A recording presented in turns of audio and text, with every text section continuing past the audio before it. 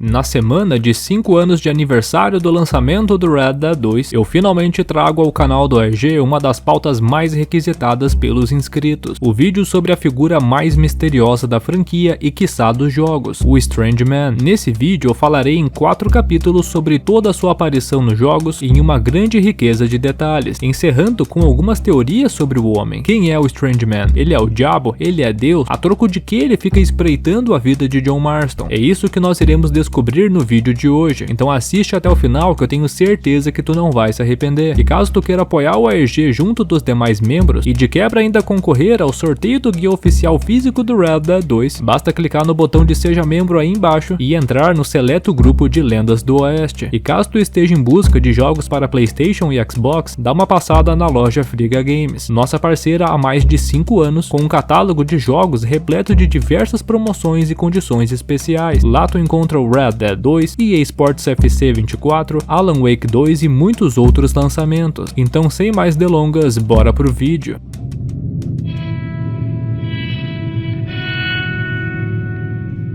Apesar do primeiro Red Dead ser um prequel e se passar 12 anos antes do segundo jogo, eu optei por iniciar esse vídeo falando primeiramente dele, pois foi a primeira vez em que tivemos contato com ele, o Strange Man. Tudo começa na estrada entre o rancho McFarlane e a cidade de Armadillo, quando encontramos uma misteriosa figura deslumbrando a vista do vale. Apesar da sua roupa caricata que se assemelha de um mágico, o homem é dono de uma oratória formidável. A sua missão se chama Eu Conheço Você, e ao desenrolar da cutscene, o homem prova conhecer o John Marston. Do you remember Hattie McCourt's face? Who? She was a girl Dutch Vanderlyn shot in the head on that raid on the ferry a few years back. Same one you got shot on. Pretty girl, until her eye was hanging out by a thread of tendon and her brain was plastered over a wall. Not really. Then why would you remember me, friend? You've forgotten far more important people than me.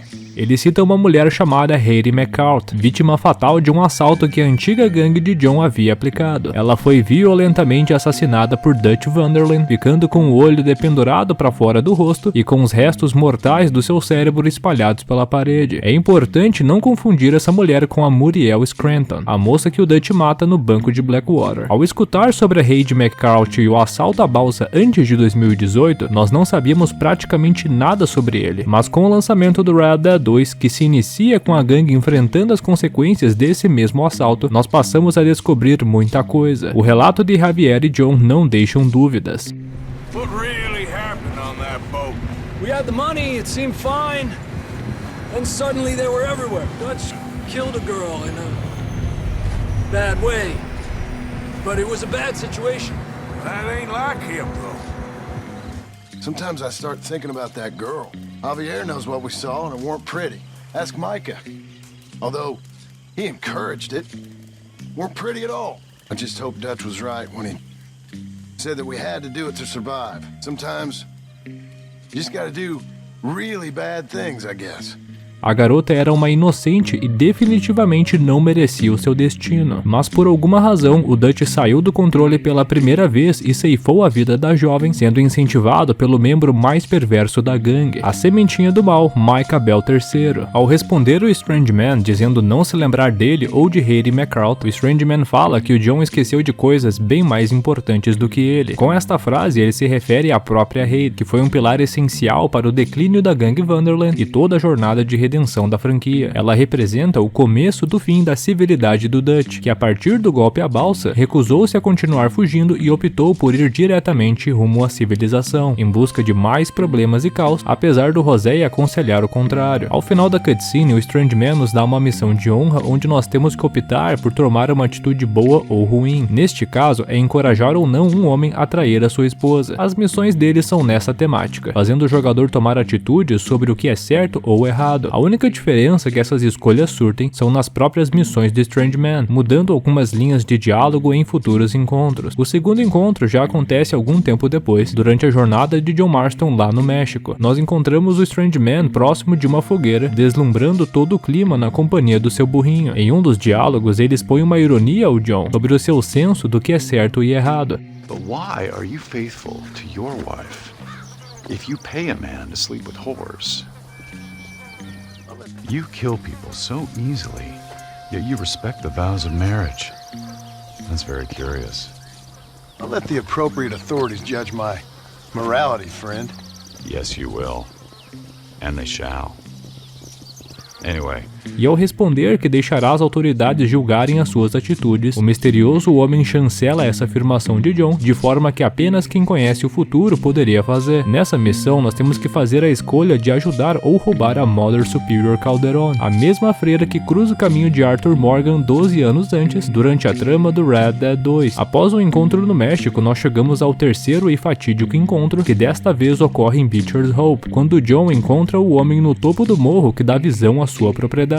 Dessa vez, o John tá bem menos paciencioso com as falas misteriosas e ambíguas do homem, ordenando que ele fale de onde o conhece. Também não é pra menos, né? O misterioso homem simplesmente encontrou a sua casa e está colocando a sua família em risco. What's your name? You know, it's the darndest thing. I can't remember. Tell me your damn name and where you know me from. Well, I know you from Mexico. I know you from back out west. I know you from all over. Tell me your name or I won't be responsible for my actions. Oh, but you will. You will be responsible. This is a fine spot. See you around, cowboy. Damn you! Yes, many have.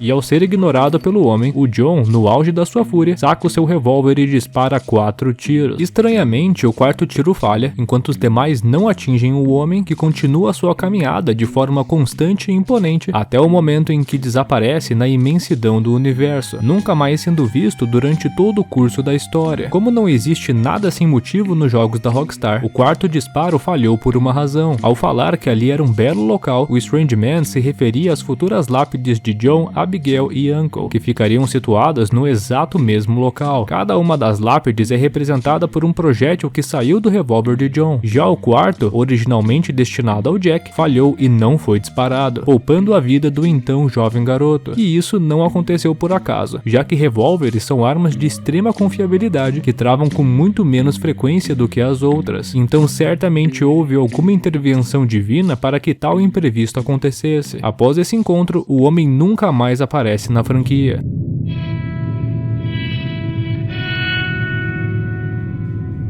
Regressando 12 anos na história, nós chegamos até Valentine, em 1899, onde pela segunda vez o misterioso homem entra em contato com a gangue, mas desta vez de forma indireta pelo intermédio de um homem, Jimmy Brooks. Durante a missão Alta Sociedade no estilo de Valentine, o homem reconhece o Arthur do golpe à balsa de Blackwater. Hey, who's that guy over there looking at us? Weren't you in Blackwater a few weeks back? Me? No, sir. Ain't from there. Oh, you were. Well, I definitely saw you with a bunch of fellers. Me? No. Impossible. Listen, buddy, come here for a minute. I saw you. Come here. Come on, get! I don't like this. Me neither. E após uma breve perseguição, nós temos a opção de poupar ou não a vida do homem. Esta é uma decisão de honra e apesar de não surtir efeitos na história, ela surge sim um pequeno, mas em uma localidade específica do Free Run, nos arredores do misterioso pântano de Lagras. Ao chegar no local, nós iremos nos deparar com uma das instalações mais misteriosas de toda a franquia. Já começa estranho quando o dono da cabana tem jacarés de estimação, ou ao menos tinha. Então tu já começa a imaginar o tipo de coisa que vai encontrar lá dentro. Muitos itens exóticos, escrituras misteriosas nas paredes e por fim um misterioso cavalete de tela de pintura que armazena uma obra bem caricata que em um primeiro olhar parece estar incompleta. Em um canto da cabana nós podemos encontrar um poema sobre o pacato Jimmy Brooks, o homem de Blackwater, do qual o Arthur precisa fazer uma escolha sobre o seu destino e dependendo dessa escolha de matar ou não o homem, o poema muda, retratando o destino de Jimmy com muitas rimas e ironia. E dependente da tua escolha, o Jimmy nunca mais marca presença na história. A única coisa além da missão e do poema que podemos encontrar é uma referência bem curiosa a muitos quilômetros de distância na Register Rock, situada em Nova Hanover. Nela existem diversas gravuras que foram feitas por diversas pessoas, desde anônimas até grandes personalidades do jogo, como Otis Miller, por exemplo. Entre elas existe uma dizendo, abre aspas, J. Brooks USA Post 1863, fecha aspas. A escrita USA Post sugere que o Jimmy seja seja um funcionário do serviço de correios do país. Até aí, nada estranho. O curioso mesmo está no ano, que está listando 1863. Isso deixaria o Jimmy com cerca de 36 anos de idade em 1899, ano em que o Arthur Morgan o encontra em Valentine. Esse ano gera muita estranheza, pois o Jimmy definitivamente não aparenta ser um homem de 36 anos, principalmente nessa época, onde a galera já ficava toda acabada na casa dos 40. Presumindo que o Jimmy não foi empregado pelos correios quando era um bebê, essa escrita o deixaria com uma idade entre 30 e 40 anos. Para efeitos de comparação, o Arthur tem 36 anos, enquanto o Dutch tem 41 e o Micah 39. Todos os três aparentam bem mais ter a idade que tem em relação ao pacato Jimmy Brooks. Isso leva a crer que, assim como o Strange Man, o homem seja uma criatura sobrenatural, talvez um fantasma, anjo ou coisa do tipo. Ele provavelmente morreu no passado e retornou ao mando de Strange Man para testar a moralidade de Arthur Morgan. Alguns criam um paralelo de que o Jimmy é para o Arthur o mesmo que Hayley McCraut foi para o Dutch, um teste de moralidade feito pelo Strange Man, do qual o Dutch reprovou, e a partir dali tudo começou a dar errado, com o Dutch perdendo toda a sua sanidade ao longo do tempo. A decisão canônica no jogo certamente é poupar o Jimmy, já que as suas frases aparecem até mesmo durante o final do jogo, quando o Arthur está no topo da sua epifania, cavalgando para a Gruta dos Castores para o confronto final. Neste momento, somente frases muito importantes aparecem, então isso representa a importância do Jimmy Brooks para a história. You saved my life. You're a good man, and you saved my life. You're a good man. Outro fato que embasaria a teoria que o Jimmy é uma criatura sobrenatural é o fato dele não aparecer novamente no jogo, independente da sua escolha de matá-lo ou não, pois após cumprir o seu propósito, se o Jimmy fosse um suposto fantasma, ele estaria finalmente livre para retornar à sua lápide para finalmente descansar pelo resto da eternidade. Mas voltando para a cabana, nela nós temos a obra de arte inacabada em destaque no cômodo, e caso a gente espere alguns dias passarem dentro do jogo e formos retornando de tempos em tempos, nós iremos acompanhar a evolução dessa arte, que passa por 4 estágios de desenvolvimento. A cada um deles, a imagem de um homem vestindo um chapéu vai se formando. Bom, nesse momento tu provavelmente já deve imaginar no que ele vai se transformar. No quarto e último estágio, que só aparece durante o epílogo com o John, a arte é finalizada e revela-se um retrato dele, da figura mais misteriosa de toda a franquia, o Strange Man. E para coroar todo esse esforço para assistir à evolução da arte, nós poderemos encontrar o próprio em carne e osso através do reflexo do espelho ao lado. Ele está calmamente parado observando John, sem expressar nenhum sentimento ou fala. Ao virarmos para trás com a intenção de confrontá-lo, ele simplesmente some e nunca mais é visto durante todo o jogo, de forma similar como ele faz em Butcher's Hope. Nesse momento, nós conseguimos ter uma ideia de onde o John conhece o homem no Red Dead 1, pois nos diálogos do primeiro jogo, ele afirma que o rosto do Strange Man é familiar. Isso se deve ao fato dele já ter visto o homem na cabana de Lagras e possivelmente na balsa onde ocorreu o massacre de Blackwater. Além destes locais, o John já viu o rosto do Strange Man em outra ocasião, a muitos quilômetros de distância da cabana na região de Nova Austin. Antes de falar mais sobre isso, nós precisaremos retornar para a cabana em Lagras para observar mais um detalhe sórdido. Entre muitos itens misteriosos e interessantes, existe um pequeno mapa contendo uma pequena anotação em seu topo que diz, abre aspas, eu lhe ofereci felicidade ou 2 gerações, você fez a sua escolha, fecha aspas. Ao analisar o mapa e a escrita no canto esquerdo superior, nós descobrimos que o papel é uma planta da cidade de Armadillo. Então o nosso próximo passo nos leva ao 3º capítulo desse vídeo.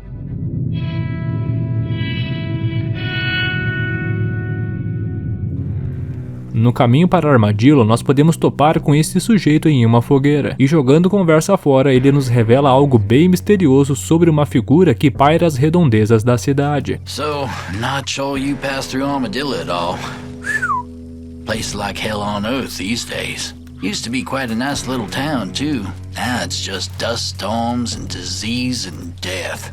They taken to burning bodies because they can't bury them fast enough. I mean, when you see it, it really feels like something biblical. And I ain't a religious man. I certainly ain't never read the Bible on account of me not reading and all, but for a place to turn like that, so bad and so fast, you can't help but thinking, this can't be of natural causes. Folk there are calling it a curse, and I ain't a superstitious man, but it's hard not to see it any other way. They saying this figure appears sometimes there in the distance, black suit and big top hat, then disappears, shadowy, like he ain't of this mortal realm. A Reaper and his Sunday best. Maybe they're being punished for sins or something, I don't know. I got enough sins on my tally to figure I'm gonna stay well away from there. And I ain't a betting man, but I'd put my money on this. Way things are, won't be long before Tumbleweed is the only town left in these parts, and there won't be nothing in Armadillo but ghosts. Well, while I still got my health, guess I should get some work done. Pela descrição, você já pode imaginar sobre quem ele estava falando. Mas continuando nossa viagem, chegando na cidade nós iremos nos deparar com um fato bem chocante. Ela está bem diferente da que nós conhecemos em 1907, que é repleta de vida e cor. Agora ela está jogada às traças, completamente abandonada e passando por um grande surto de cólera. As poucas pessoas que restaram estão muito doentes, morrendo e vivendo uma verdadeira sentença de morte. As baixas são tantas que os cadáveres não são nem mesmo enterrados, mas sim carbonizados em pilhas para reduzir as chances de mais infecções. Embora todos estejam muito doentes, existe uma pessoa que esbanja uma vigorosa saúde. Ela é alvo de muito desdém pelos demais moradores da cidade, que sempre se referem à sua pessoa de forma negativa. Uma dessas pessoas é este estranho no salão. Beer and whiskey's about the only thing left that's safe to drink in this town. I should warn you, I'm sick, but so is pretty much everyone else around here, apart from that son of a bitch who runs the general store. That might be the cruelest irony of them all. Cholera's a horrible business, mister. I wouldn't stay around here any longer than you need to, especially if you got loved ones expecting you home. Anyway, sorry to be a misery, friend. A few more drinks and I'll have a smile on my face again. Ele estava falando de Herbert Moon, o controverso dono da General Store. Você deve se lembrar dele do Red Dead 1, incluindo aquela patética cutscene no Undead Nightmare, onde ele revela ser um grande racista, antissemita, xenófobo, sexista e todos os istas que você possa imaginar. Have you ever met a Jewish person? Thankfully not. Or a British Catholic homosexual? Not in my store. Além de ser o único saudável na cidade, ele possui um porta-retratos único em sua loja, exibindo ninguém mais e ninguém menos que ele, o Homem da Cartola. Who's that? I don't know. It's just a little portrait somebody gave me once. I always quite liked it. Why? No reason. Just seemed familiar. Anyway. Agora nós descobrimos algo muito relevante. Uma segunda pessoa que, juntamente de Jimmy Brooks, possui uma relação com Strange Man. Se voltarmos para o pântano de Lagras, local onde está situada a cabana, nós poderemos analisar um pouco mais as escritas nas paredes. Entre as várias, existe uma específica dizendo, abre aspas, The moon will shine on in darkness, fecha aspas. Em uma tradução direta, seria algo como a lua brilhará na escuridão. Moon, que também significa lua, é o sobrenome do dono da General Store de Armadillo, então essa frase estaria fazendo menção a ele. Outra que também faz é a escrita presente no mapa da cidade que diz, abre aspas, eu lhe ofereci felicidade ou 2 gerações, você fez a sua escolha, fecha aspas. Mas qual a conexão destes dois fatores com o Herbert Moon? Olhando isoladamente, realmente parece meio vago, mas tudo vem à tona caso a gente faça um favor para a sociedade, sacando o revólver do John e dando um balaço no homem. Dessa forma, será possível pilhar o seu corpo e descobrir uma carta, escrita por ninguém mais e ninguém menos que Herberta Moon, filha do homem. Na carta, escrita em tom pesaroso, a mulher pede perdão por ter manchado a linhagem sanguínea da família, já que ela casou-se com um homem judeu e está aguardando um filho dele. Como toda a lore do jogo nos indica, o Herbert Moon é altamente antissemita e com certeza ficou furioso com a sua filha pelo fato dela ter se relacionado com um judeu. Na carta ela chega até mesmo a implorar para que o seu pai não lhe corte da família, mas o interessante está no final da carta, quando ela diz que ora diariamente para que o Deus que o seu pai acredita, em toda a sua infinita sabedoria, faça ele enxergar que ela e seu marido não são os pecadores imundos que o Herbert Moon acredita. O interessante aqui está na termologia Deus, utilizada por Herberta. Isso deixa claro o que a figura do Strange Man representa para Herbert Moon, por qual razão ele teria a foto do misterioso homem que paira as redondezas da cidade, a plena visão de todos em uma estante logo logo atrás do balcão. Eles têm uma relação, mas acima disso tudo, eles têm um trato. O Strange Man, em circunstâncias desconhecidas, fez uma proposta para Herbert, lhe oferecendo a felicidade ou 2 gerações. O Herbert Moon fez a sua escolha, optando por 2 gerações. Com esta decisão, ele abriu mão da sua felicidade, já que a sua filha lhe deu 2 gerações com um neto, mas com o porém de ter feito isto com um judeu. Isso significa que o seu neto tem sangue judeu pulsando em suas veias, e movido por todo o preconceito e antissemitismo do avô, é provável que ele nunca ame o seu neto, tampouco perdoe a sua filha. Como consequência desse acordo, o Herbert Moon ganhou imunidade contra o surto de cólera de Armadillo. See that no-good Herbert Moon? Caught him moving a corpse out of the street by hand. A day later, he's fine as if nothing happened.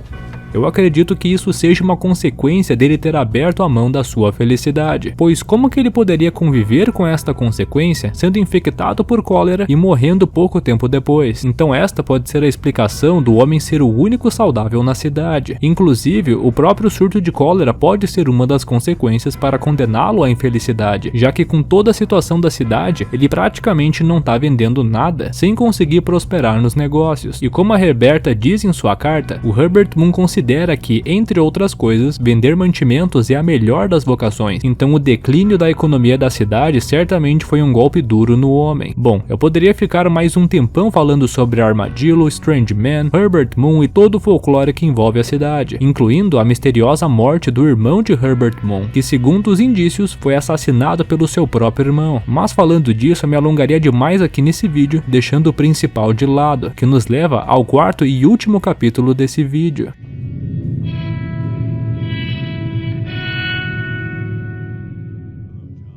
Chegando ao tópico central desse vídeo, nós iremos discutir as principais teorias sobre quem é o Strange Man. Alguns acreditam que ele é Deus, outros acreditam que é o diabo, mas eu vou deixar essas teorias de lado para abordar outras 2, que além de fugirem do senso comum, também são embasadas por alguns elementos bem consistentes. A primeira é uma teoria supostamente criada pelo usuário Basketball Juice no Reddit. Ele afirma que o Strange Man seria o Caim, um dos filhos de Adão e Eva, junto de Abel. Alguns de vocês devem conhecer a história, mas em resumo, movido por inveja, o Caim cometeu o primeiro homicídio conhecido na história da humanidade, ceifando a vida do seu irmão Abel de forma covarde, e ao sentir falta de Abel, o Deus questionou Caim sobre o seu paradeiro. Em uma resposta repleta de egocentrismo, o Caim afirmou que não sabia do paradeiro dele, pois não era o, entre aspas, guarda do seu irmão, fecha aspas. Em toda a sua sabedoria, Deus sabia que Caim era o autor do crime. Movido por isso, e também pela resposta provocadora de Caim,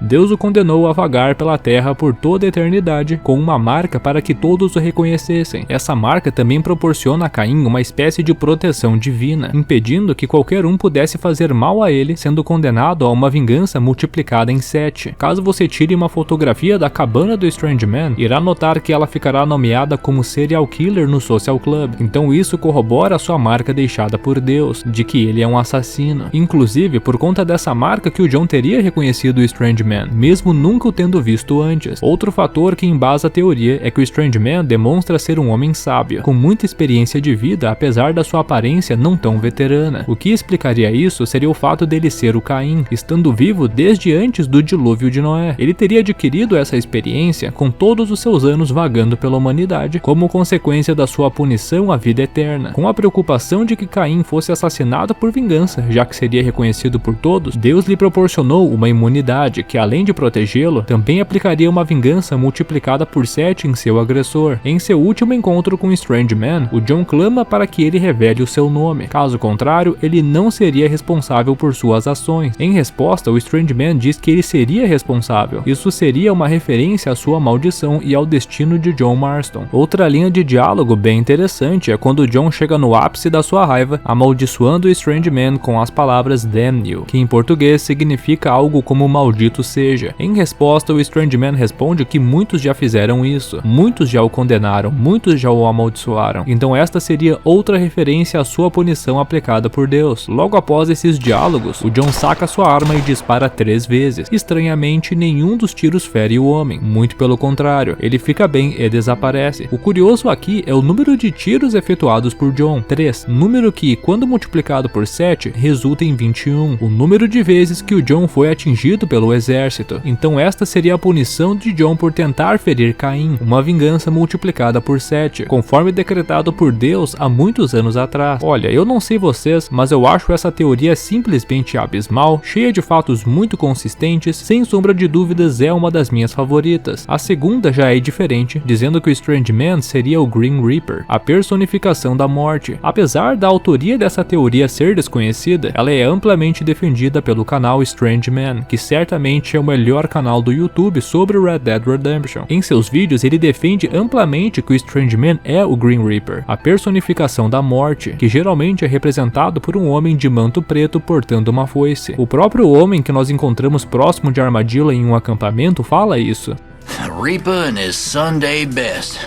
Reaper and his Sunday best. Se referindo ao misterioso homem da cartola como Reaper e dizendo que ele certamente é um ser de outro plano. Em seu último diálogo com o John, o Strange Man também fala que é um contador. Esse é um dos apelidos da morte, contador, pois ele fica sondando a pessoa, esperando seus últimos momentos, literalmente contando seus últimos minutos de vida. E assim como na teoria do Caim, o rótulo de serial killer em sua cabana chancelaria isso, por conta de todas as mortes no seu currículo. Olha, eu não sei vocês, mas eu sou bem mais fã da primeira teoria, de que o Strange Man seria o Caim, filho de Adão e Eva, o primeiro homicida da história da humanidade. Mas eu quero ouvir a opinião de vocês sobre isso. Com qual das teorias vocês concordam mais? Deixem as suas opiniões aí nos comentários e bora debater. E esse foi o vídeo de hoje, pessoal. Eu espero que vocês tenham gostado. Em comemoração ao aniversário de 5 anos de lançamento do Red Dead Redemption 2, finalmente abordando este tema que é amplamente requisitado por vocês há muito tempo. Caso tu tenha gostado, tu já sabe o que fazer. Se inscreve aqui no canal do AEG e considera tornar-se um membro do canal para concorrer ao sorteio do guia oficial do jogo, que vai chegar de graça na casa do ganhador. Eu também já estou organizando mais sorteios que vão ser bem legais, então ingressa aí no clube de membros que eu tenho certeza que tu vai apoiar bastante aqui o canal e também vai ganhar vários benefícios bem legais. Aqui nesse vídeo eu não me alonguei muito sobre a cabana do Strange Man, sobre a maldição de Valentine, então vocês podem aguardar vídeos dedicados a estes temas que serão tão amplos e profundos quanto este aqui, onde eu tentei me atentar mais à figura do Strange Man e sobre quem ele é. Então um grande abraço a todos vocês e a gente se encontra no próximo vídeo, que vai sair bem em breve. Tchau!